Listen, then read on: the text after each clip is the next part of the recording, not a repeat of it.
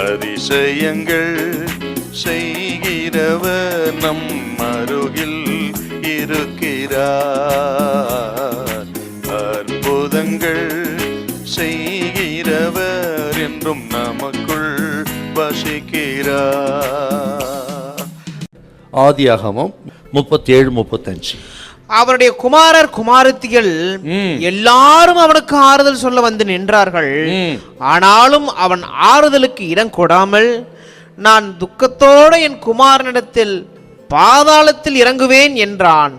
இவ்விதமாய் அவனுடைய தகப்பன் அவனுக்காக அழுது கொண்டிருந்தான். யாக்கோபின் சுய பரிதாபத்தை இங்க பார்க்கிறோம்.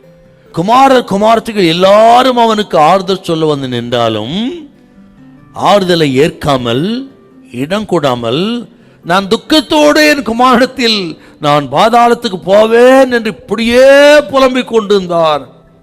22 வருஷம். இதாங்க சுய பரிதாபம். இந்த சுய பரிதாபம்ன்றது தங்களுக்கு தாங்களே ஒரு முடிவை எடுத்து விட்டு அதை நினைத்தே புலம்புவது. தாங்கள் நினைச்சது தான் சரி, தான் எடுத்த தீர்மானம் தான் சரி என்று அதை ஆராய்ச்சி கறிஞ்சு பார்க்காம எடுத்த தீர்மானம் தான் சரி என்று தனக்கு கிடைத்த தகவல் தான் உறுதியானது என்று நினைத்து அதையே நினைத்து புலம்பிக் கொண்டிருப்பது. இந்த சுய பரிதாபங்கிறது ரொம்ப ஆபத்தானதுங்க.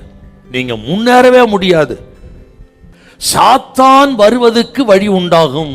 ஏன்னா சுய பரிதாபம் வந்தா பைபிள் வாசிக்க முடியாது, ஆண்டவர் விசுவாசிக்க முடியாது, ஜெபம் பண்ண முடியாது. அப்புறம் என்னதான் முடியும்? சாத்தான் உள்ள வந்துருவான். ஆக சுய பரிதாபம் சாத்தானுக்கு வழிவகுக்கும். அப்புறம் பாவத்தை ஜெயிக்க முடியாது. சுய பரிதாபம் இருந்தா இது பாவம்னு தெரியாது. பாவத்தை ஜெயிக்கணுமே, இந்த தோல்விக்கு என்ன காரணம் என்று அதுக்கு காரணம் பாவம், அது ஜெயிக்கணுமே, இந்த எண்ணமே வராதுங்க.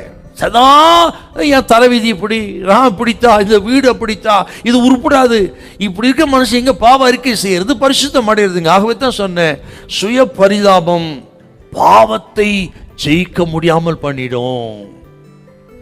ஆகவே இந்த சுய பரிதாபத்தை இடம் தரக்கூடாது. ஆண்டவர் நம்புங்க, விசுவாசிங்கள்.